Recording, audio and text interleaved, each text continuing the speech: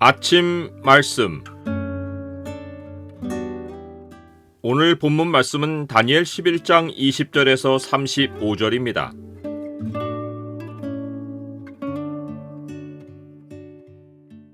소수의 순교자의 피가 많은 백성을 깨끗하게 한다. 오늘 본문을 약속의 창으로 보면 핍박 가운데 순교자가 낳는 열매가 무엇인지가 보입니다. 약속의 창을 보여주는 구절은 11장 35절입니다. 또 그들 중 지혜로운 자 몇 사람이 몰락하여 무리 중에서 연단을 받아 정결하게 되며 희게 되어 마지막 때까지 이르게 하리니 이는 아직 정한 기한이 남았음이라. 북방나라는 모든 힘을 모아 전쟁을 치렀기에 국고는 바닥이 납니다. 지중해의 그리스 지역으로 진출하려다가 로마의 한 장군에게 죽임을 당한 북방왕 안티오쿠스 3세를 이은 셀루쿠스 4세 왕은 재정 문제를 해결하려고 사방에 세리들을 풀어 토색을 행합니다.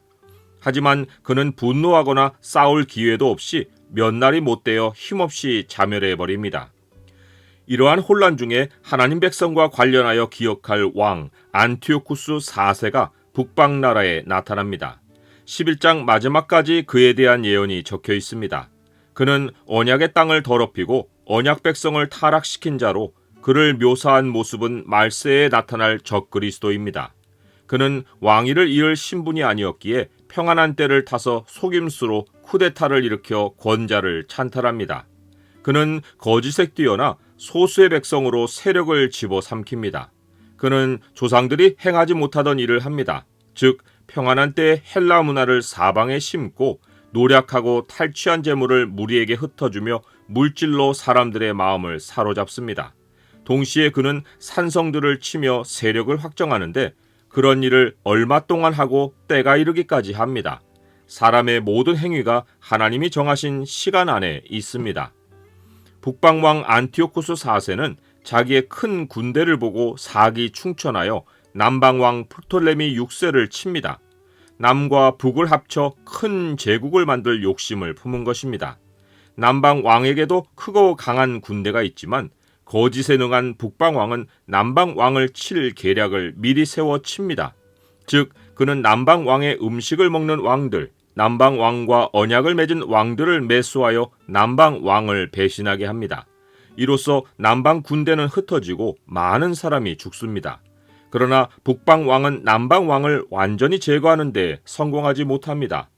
그 후 두 왕은 서로 해할 동기를 품고 한 밥상에 앉아 협상을 펴니다. 하지만 서로 거짓말을 하며 각자 자기 뜻을 이루지 못합니다. 그런데 근본적으로 협상이 실패한 것은 아직 때가 이르지 아니하였으므로입니다. 하나님이 정해놓으신 때를 사람이 자기 때로 임의로 당겨서 끝낼 수 없습니다. 협상이 뜻대로 되지 않자 북방왕 안티오쿠스 4세는 후일을 기약하고 얻어놓은 많은 재물을 챙겨 본국으로 돌아갑니다. 그는 돌아가는 길에 거룩한 언약을 맺고 사는 하나님 백성이 마음에 심히 거슬립니다.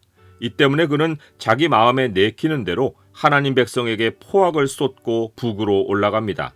이후 하나님이 작정하신 기한이 되어 그는 두 번째 남방 원정에 나섭니다. 하지만 이번에는 기띔의 배들, 즉 로마에게 참패를 당하고 낙심하여 회군합니다. 그는 돌아가는 중에 패배의 분풀이를 다시 거룩한 땅에 합니다. 그는 군대를 동원하여 성전에 이방 제단을 만들고 우상 숭배를 강요합니다. 하나님 백성 가운데 언약 신앙을 배반하고 자기에게 동조한 자들은 중히 여기고 그렇지 않은 자들은 대량 학살합니다.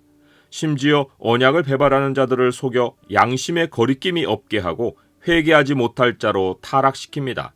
오직 자기의 하나님을 아는 백성, 곧 하나님과 사귐이 있는 백성은 이때를 통해 더 강해지고 용맹을 떨칩니다. 믿음의 승리는 고난을 피하는 데서 오지 않고 희생을 치르는 것으로 말미암습니다. 여러 날 동안의 칼날과 불꽃과 사로잡힘과 약탈이 하나님 백성을 몰락하게 할 것이나 동시에 의인의 믿음은 더 빛납니다. 하나님은 자기를 아는 의인들, 즉 하나님을 경외하는 소수의 지혜자들을 통해 믿음의 본을 대대로 지켜가십니다. 그 지혜자들은 죽음의 위협 앞에서 더 철저히 언약 신앙의 본을 보이며 많은 사람, 곧 동시대 사람만 아니라 역사의 모든 시대에 나타날 하나님 백성을 가르칩니다. 지혜자들 가운데 몇 사람은 악인의 칼에 순교를 당합니다. 그때 사람의 도움은 조금이고 그들에게 말로 동조했던 대중은 끝내 등을 돌려 악인의 편에 섭니다. 그러나 지혜자들의 순교로 마침내 대중 가운데서 하나님 백성이 정한 기한 동안 연단을 받아 정결하게 되며 희게 되어 마지막 때까지 이릅니다. 나는 하나님 말씀을 지킴으로 무리에서 나와 소수로 분류되는 것을 두려워합니까? 한 사람이 믿음을 지킴으로 희생을 당하면 놀랍게도 많은 하나님 백성이 거룩하게 되는 일이 생깁니다. 한 알의 밀이 땅에 떨어져 죽으면 많은 열매를 맺습니다. 우리 살아있는 자가 항상 예수를 위하여 죽음에 넘겨줌은 예수의 생명이 또한 우리 죽을 육체에 나타나게 하려 함이라. 그런즉 사망은 우리 안에서 역사하고 생명은 너희 안에서 역사하느니라.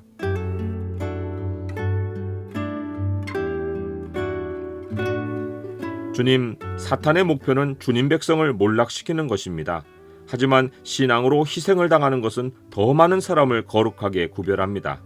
주님과 맺은 언약을 지키는 거룩한 소수가 되기를 두려워하지 않고 믿는 자들의 본이 되게 하옵소서. 예수 그리스도의 이름으로 기도드립니다. 아멘.